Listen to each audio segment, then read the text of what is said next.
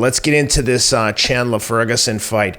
Man, neither of these guys has ever been involved in a boring fight, and they were going at it, and obviously it ended with that incredible front kick.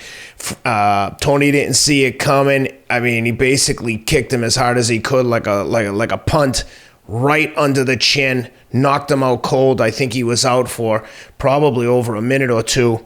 And, we like Michael Chandler. He's a total classy guy. I don't think he realized how hurt Tony was when he was doing like 4 or 5 backflips. I don't think he was aware of it, like you said. Yeah, exactly, because he's too classy to do something like that. But nevertheless, incredible win for Chandler. He always gives a great promo. How'd you like that kick? Well, before I get to the kick, I loved it. But before I get, maybe one of the most sensational knockouts I've ever seen. And I think the commentators said it too. And I want to real quick talk about the commentators over at UFC. I want to congratulate DC, Daniel Cormier, for making the UFC Hall of Fame. I sent a tweet out, and my tweet was, congratulations, DC. You're already in the Hall of Fame for human beings.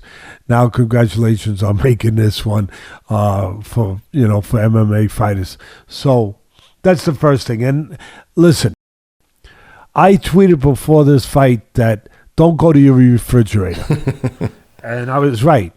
If you went to your refrigerator to get a couple beers or soda or whatever, you might have missed it. It was just what you thought it might be or could be or should be.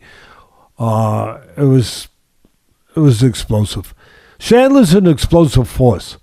He's an explosive offensive force, kind of like the woman fighter Serrano, who I felt lost to Katie Taylor. We had picked Katie Taylor to win, but it was a hell of a fight at Madison Square Garden. And Taylor's an explosive offensive force. Chandler's an explosive offensive force.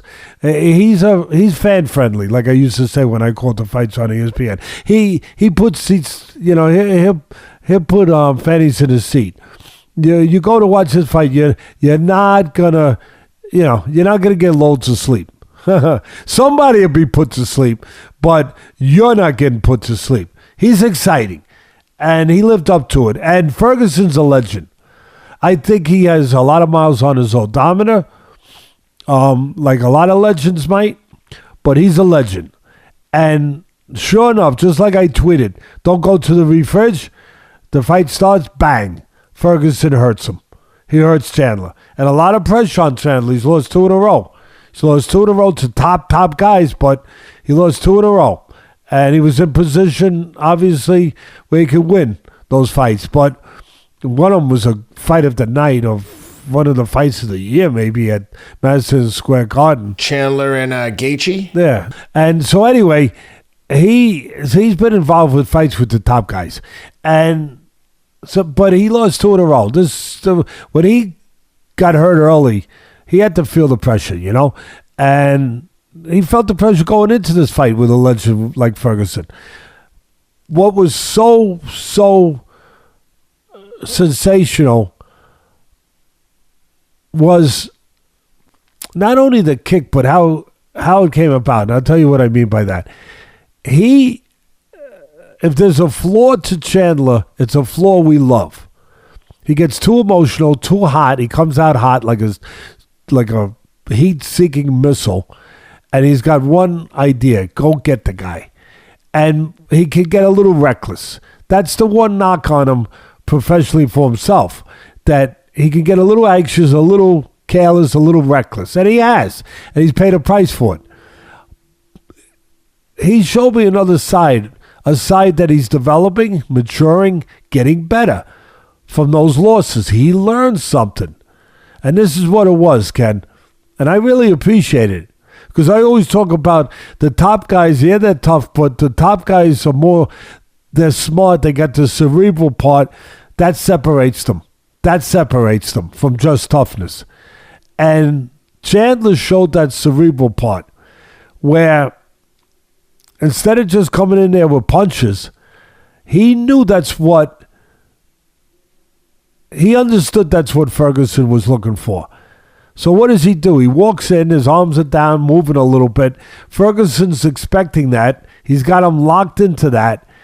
And he throws a perfect front kick right down the middle, nothing wasted.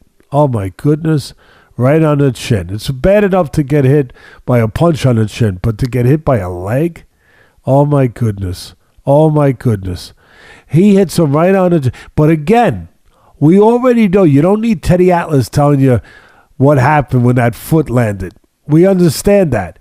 What Teddy Atlas is telling you is appreciate the cerebralness, appreciate the subtle change and development in Chandler after losing 2 straight fights. He learned something. He was more in control when he needed to be in control. He wasn't reckless. He was just productive, efficient, effective, and dynamic. And he went out there and scored one of the greatest knockouts you're ever going to see. I mean, Ferguson was literally, you said it already, he was out for minutes. And that's what I took away from that fight. Look out for Mr. Chandler. We always knew he was exciting. We always knew he was explosive. We always knew he was a tremendous offensive fighter. We always knew he was talented. We always knew he was dangerous. But now he might be putting a whole package together. And that is something to look forward to.